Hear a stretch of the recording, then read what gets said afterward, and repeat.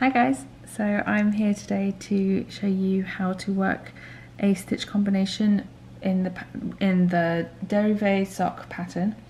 Sorry, I'm probably pronouncing that incorrectly, but I know it's my own pattern and I don't know how to pronounce it properly. It's fine. The derivé sock pattern, and it is the SK2togPO stitch, which sounds like a mouthful, but it basically describes exactly what you're doing. So you slip one, knit two together, pass slip stitch over, and this is worked with an eyelet either side of it, so a yarn over either side of it. And I'm just going to show you how to work it with the eyelets, because for the 64 stitch sock there is one row in the repeat where you start with a yarn over at the beginning of the row, and I know for some people that might be a little bit tricky, so I'm also going to show you how to do that, considering the 64 stitch sock is quite a popular size for sock knitting. I am not going to show you the other rows of the pattern just because the rest of the pattern is a lot of basically a knit purl texture, so I am just going to focus on this section here with the eyelet and the SK2togPO stitch. So I have my sample worked up here, and I've just done a couple of rows with the eyelet and the decrease stitch together to show you. And we're going to start. I'm going to show you to begin with how to start a row with a yarn over.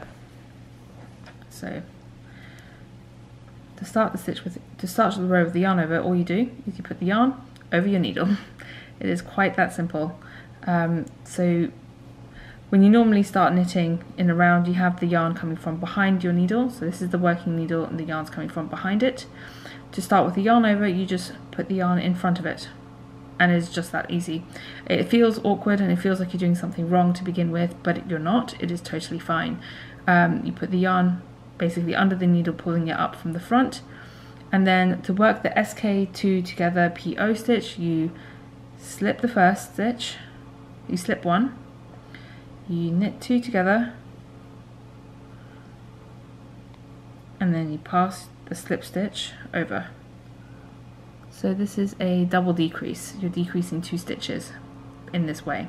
So the first stitch you decrease is the knit two together, and the second stitch you decrease is the slip stitch you've passed over.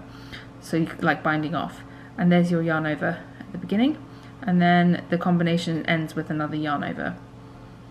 So I'm just going to knit over a few stitches, and then do it again. So yarn over, slip one, knit two together, pass slip stitch over, yarn over.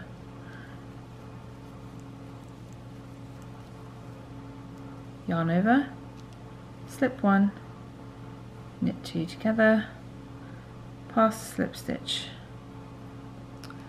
I can get that working. There we go. Pass slip stitch over, yarn over.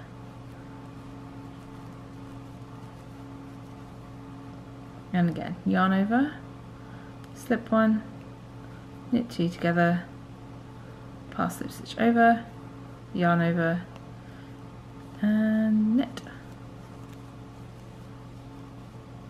Okay, I'm going to work around the other side and then come back and show you what it looks like when you do the knit row afterwards, essentially. Okay, the only reason I wanted to show you this, because again, when you get to the beginning of the round with that yarn over right at the beginning, sometimes it's tempting to think that that might have been a mistake where you picked up the strand between stitches, but it's not. That is the yarn over, and you just knit it like you knit any other yarn over when you want it to form a hole. You just knit it, and there you go. Just that simple. So I know sometimes people can be a bit put off or a bit concerned about doing a yarn over at the beginning of a row, not knowing how to do that, but it's not complicated at all. And yeah, and there it is right at the beginning of the row. Alright, so I hope you enjoy knitting these socks and that you will find them as enjoyable to work on as I did. I really enjoyed this pattern. It was a really fun one, but it also kept my interest, and yeah, so I hope you'll enjoy it.